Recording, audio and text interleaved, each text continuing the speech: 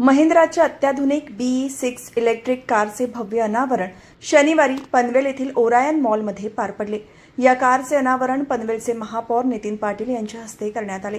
यावेळी सभापती अजय बहिरा, नगरसेवक सुमित झुंजारराव, नगरसेवक गणेश कडू, नगरसेविका रुचिता लोंढे, नगरसेविका प्रीती जॉर्ज तसेच रुपेश नागवेकर यांच्यासह अनेक मान्यवर उपस्थित होते। कार्यक्रमादरम्यान महिंद्राच्या नव्या BE6 इलेक्ट्रिक कारची वैशिष्ट्ये, आधुनिक तंत्रज्ञान, आकर्षक डिझाईन आणि पर्यावरणपूरक वाहतूक व्यवस्थेतील तिचे महत्त्व याबाबत माहिती देण्यात आली। उपस्थित मान्यवरांनी इलेक्ट्रिक वाहनांच्या वाढत्या वापराचे स्वागत करत हरित आणि शाश्वत भविष्यासाठी अशा उपक्रमांची आवश्यकता अधोरेखित केली।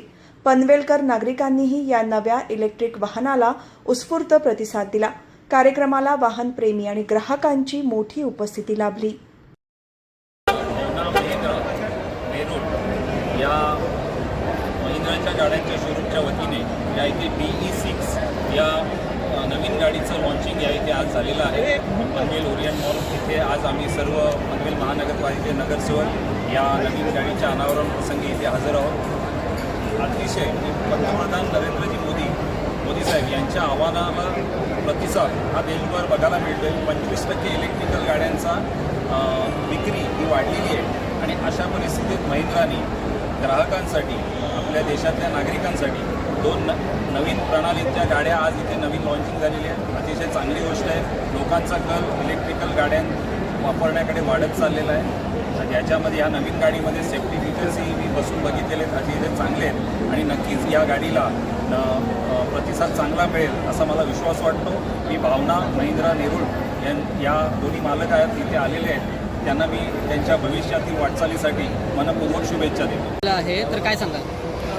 देखो, आज ये न्यू बॉम्बे के अंदर भावना महिंद्रा की तरफ से हम लोगों ने महिंद्रा की जो एक नई लेटेस्ट स्पोर्टेक गाड़ी BE6 लॉन्च करने का एक हमने प्लानिंग किया था।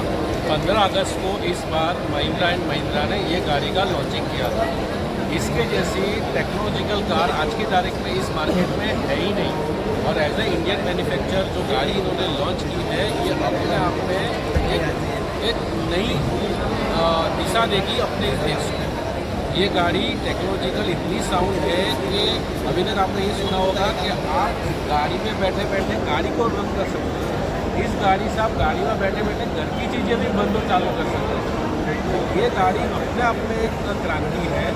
जैसे सर ने बताया वैसे ही पेट्रोल डीजल को हम कम करके इलेक्ट्रिक गाड़ी को यूज़ करना है, वो तो एक बहुत ज़रूरी है। बट वो भी यूज़ तब करना चाहिए जब गाड़ी के अंदर ऐसे फीचर्स होंगे जो करने के लिए आप अपने आप को प्रोत्साहित करो। खाली गाड़ी तो हर कोई ले लेता है, पर ये फीचर्स अगर आप इसको गाड़ी को एक बार देखोगे और चलाओगे अपने आप इस गाड़ी के फैन हो जाओगे। तो मैं ज़्यादा टेक्निकल बात नहीं करूँगा, पर इतना जरूर बताऊँगा कि इतनी टेक्नोलॉजिकल कार आज की तारीख को मार्केट में नहीं है। तो this is for the new Bombay people और नवी मुंबई के लिए ये गाड़ी अपने आप में बहुत बड़ा इतिहास है। Thank you.